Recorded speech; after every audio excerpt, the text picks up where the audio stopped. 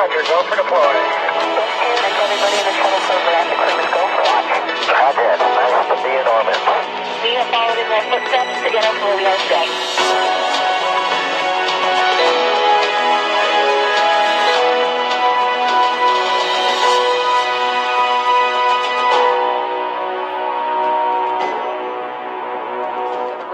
There's astronaut Doug Hurley getting into his spacesuit, and he's being helped by one of the suit technicians there. So this is our first look in the room. Again, Doug Hurley, he has flown into space 2 times before. He was the pilot on STS-127 and 135.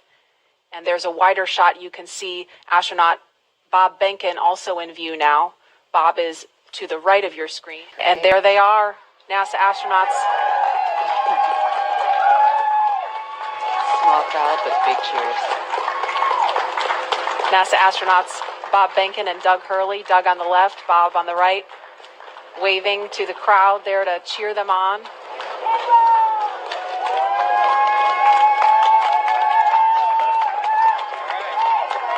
And there are their families right in front of them. Now they are getting into the Tesla Model X that's going to take them to the launch pad, being strapped into their seats. And those Falcon wing doors are closing. Super sleek.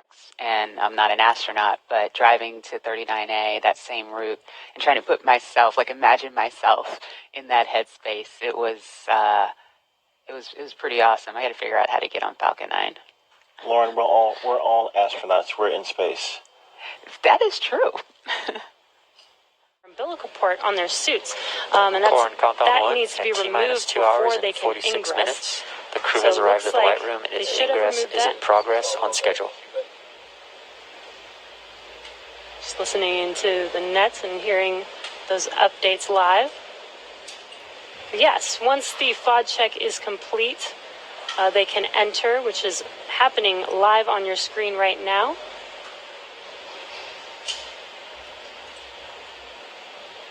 And as they climb into Dragon, they will buckle themselves in and attach their umbilicals to their suits. And as you can see, the suit techs are there to help them get buckled and settled into those seats. Clear, teacher's comm check complete. Stand by with comm checks with MD and LD in the launch configuration.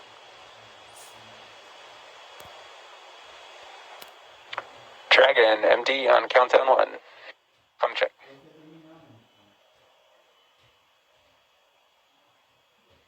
SPACEX, Jason, loud and clear. Copy, loud and clear.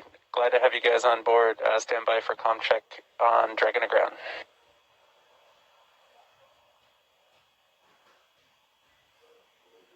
Dragon, MD, Dragon to ground, comm check. The station is prepared for Dragon to arrive 19 hours after launch.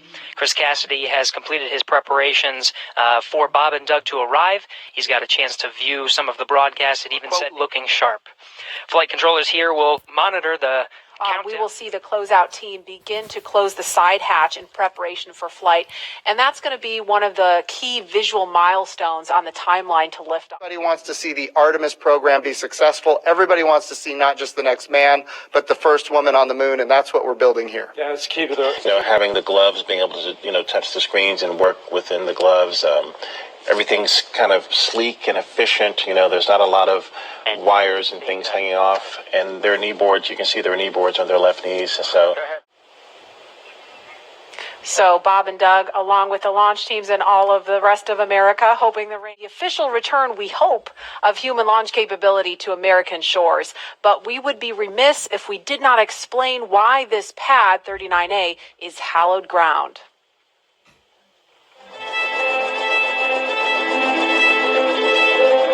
We're go, same tide, we're go. Altitude, velocity, light. Many of NASA's storied missions began their daring journey from the exact same spot on Earth.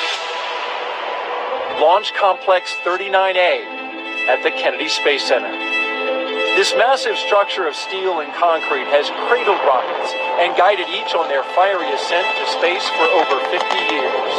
There can be no launch without a launch pad, and this hallowed ground has a history greater than any other. Having evolved and been reshaped for each new era of spaceflight, it's alive with a heartbeat as strong as the first. Launchpad 39A came to life under the direction of project engineer Harry May as NASA ramped up its efforts to achieve an unprecedented calling. Why, some say the moon. Why choose this as our goal? And they may well ask, why climb the highest mountain? In 1962, Earth-moving machines sculpted its massive pyramid base to a height of 40 feet. Then, concrete was poured to hold it in place. To launch the world's first moon rocket, engineers cut a flame trench nearly the length of 2 football fields down the middle of the mound. It was then lined with heat-resistant bricks to deflect 7.5 million pounds of earth-rattling thrust, first felt on Apollo 8. Less than a year later, Apollo 11 launched from Pad 39A. And hundreds of millions of people around the world watched as it landed on the moon 3 days later. Nearly a decade after this Apollo era, 39A again took center stage with a new, one-of-a-kind spacecraft, the Space Shuttle. Millions of pounds of additional steel for surface structures transformed the look, but not the purpose: human spaceflight. In all, 82 space shuttles blasted off from 39A. 50 years after it first sent humans to the moon, this historic spaceport stands ready for the next wave of human exploration.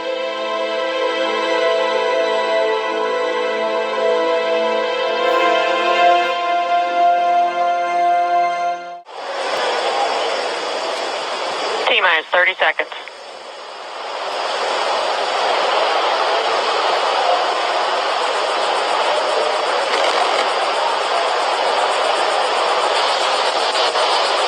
Stage 1 tanks pressing for flight.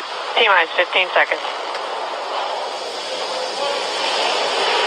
10, 9, 8, 7, 6, 5, 4, 3, 2, 1, 0. Ignition. Liftoff of the Falcon 9 and Crew Dragon. Go NASA, go SPACEX, Godspeed, Bob and Doug. America has launched. And so rises a new era of American spaceflight, and with it the ambitions of a new generation continuing the dream. 20 seconds into flight, stage 1 propulsion is nominal.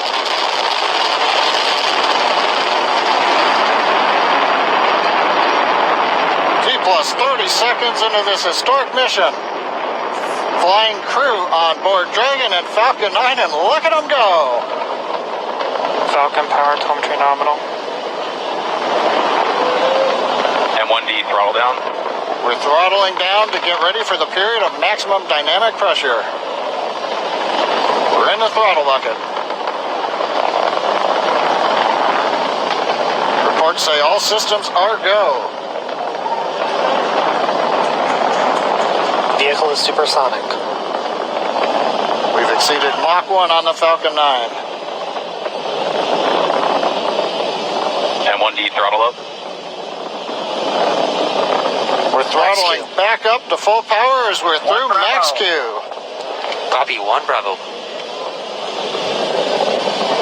And we heard that 1 Bravo call out. That's just the second abort zone that they're in. They'll continue to be on this until the first stage has done its job and they switch over to the second. At this point, Bob and Doug pulling about 2.3 Gs, 2.3 times the Earth's gravity, already moving at over 1,500 miles per hour. We've heard the call out for MVAC engine chill. That's getting the MVAC engine ready to light. That'll come at about 2:44 into flight. Right now, everything continuing to look good. Next major event coming up is going to be the triple. We'll have main engine cutoff of the 9 first stage engines, stage separation, and then ignition of the second stage engine to continue to carry astronauts into orbit. Coming up in about 20 seconds. M1D throttle down.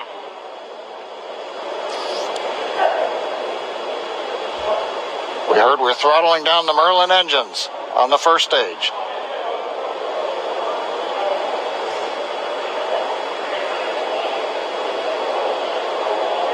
And we have Miko.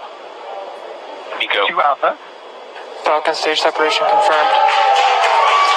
Copy 2 Alpha.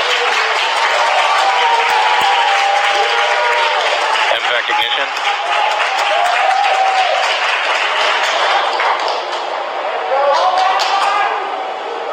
All right, we have stage separation confirmed. The first stage beginning its flight back. The second stage being powered by that single Merlin 1D vacuum engine has ignited and is now carrying Bob and Doug into orbit.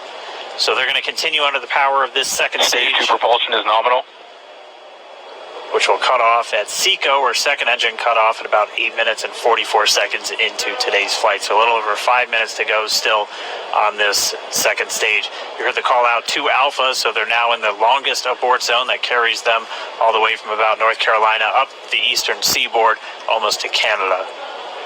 Things looking good though, getting good call outs, nominal propulsion on that second stage. Small attitude maneuver using some cold gas thrusters built into the rocket body itself. Exactly. So we do expect that separation to occur in about a minute from now, but they do wait until they have full confirmation that it is ready to separate. Such cool views. I cannot get over this view that we are seeing right now. Bob and Doug on the right screen, inside of Crew Dragon, out in space. Yeah, already 200 kilometers over planet Earth, or a little over 124 miles, traveling in excess of 2,700 meters, 27,000 meters per second, or about 16,000 miles per hour.